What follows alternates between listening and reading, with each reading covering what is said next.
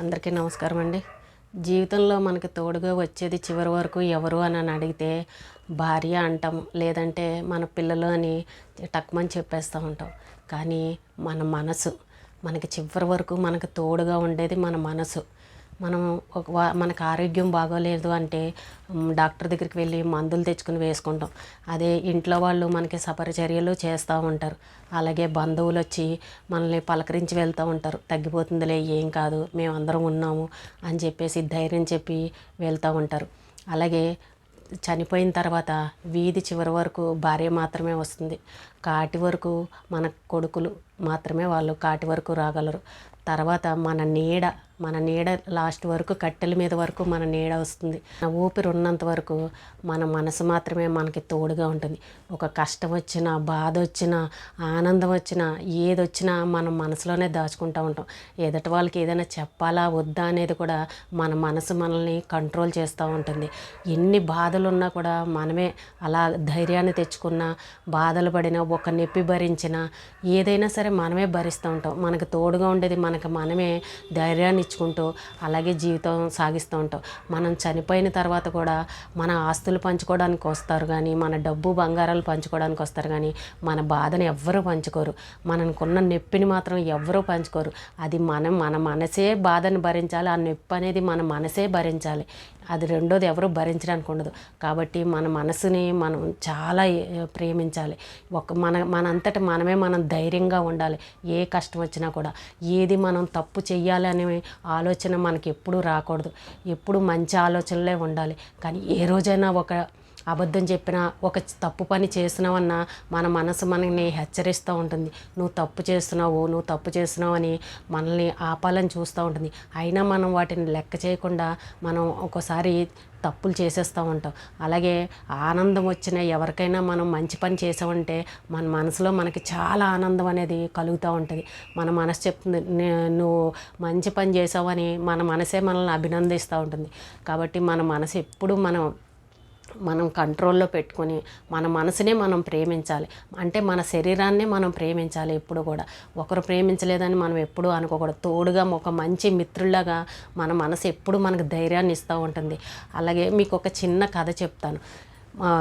ఒక పల్లెటూరులోనూ ఒక అమ్మాయి భర్త చనిపోయి ఉంటాడు. భర్త చనిపోతే ఆ అమ్మాయికి ఒక చిన్న పిల్లాడు ఉంటాడు. అయితే ఆ పల్లెటూరులోనూ ఆ అమ్మాయికి జీవనాధారం ఏదీ లేక సిటీకి వెళ్ళి ఏదో ఒక పని చేసుకుని బతుకుదామని ఆలోచనతోటి ఆ పిల్లాడిని తీసుకొని రాత్రిపూట ప్రయాణం చేయసాగింది.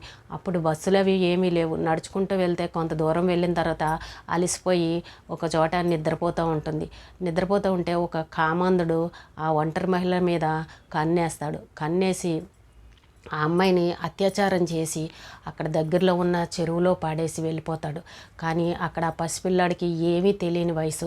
ఆ పిల్లోడు వాళ్ళ అమ్మ కోసం ఏడుస్తూ ఉంటే తెల్లవారిన తర్వాత ఊరు వాళ్ళందరూ వచ్చి చూసేసరికి ఆ పిల్లాడు ఒంటరిగా కనబడుతూ ఉంటాడు.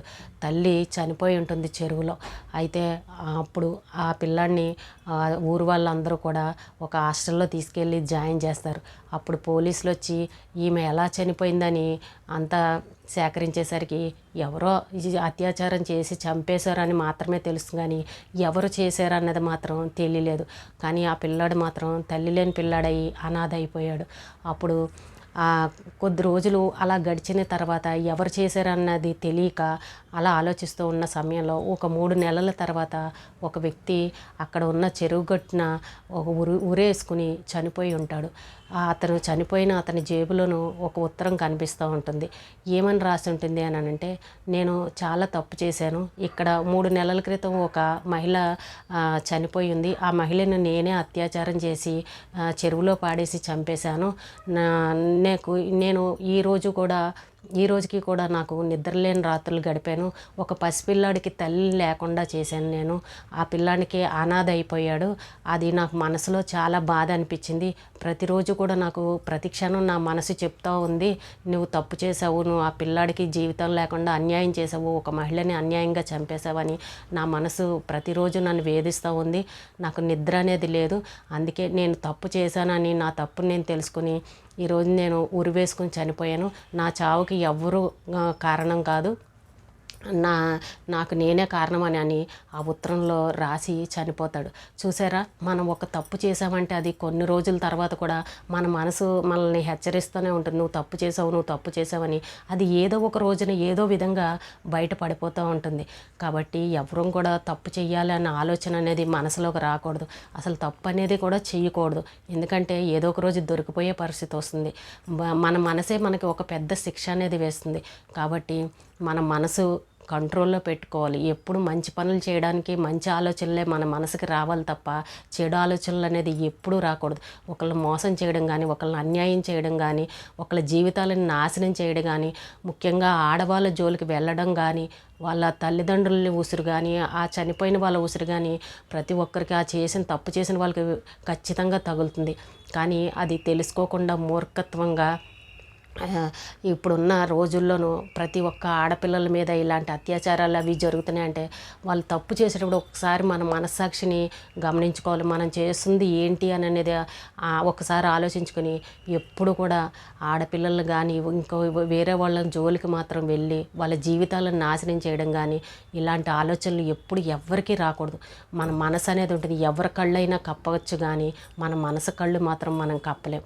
కాబట్టి ప్రతి ఒక్కరూ నిజాయితీగా మనస్ఫూర్తిగా చాలా ఆనందంగా గడపాలి. కానీ తప్పులు చేసి జీవితాలను నాశనం చేసుకుని ఎదటి వాళ్ళ జీవితాలను కూడా నాశనం చేయాలని చూడకూడదని మనస్ఫూర్తిగా కోరుకుంటున్నాను. ఈ రోజుకి ఇదేనండి వీడియో. రేపు మళ్ళీ ఒక మంచి వీడియోతో మళ్ళీ కలుద్దాం.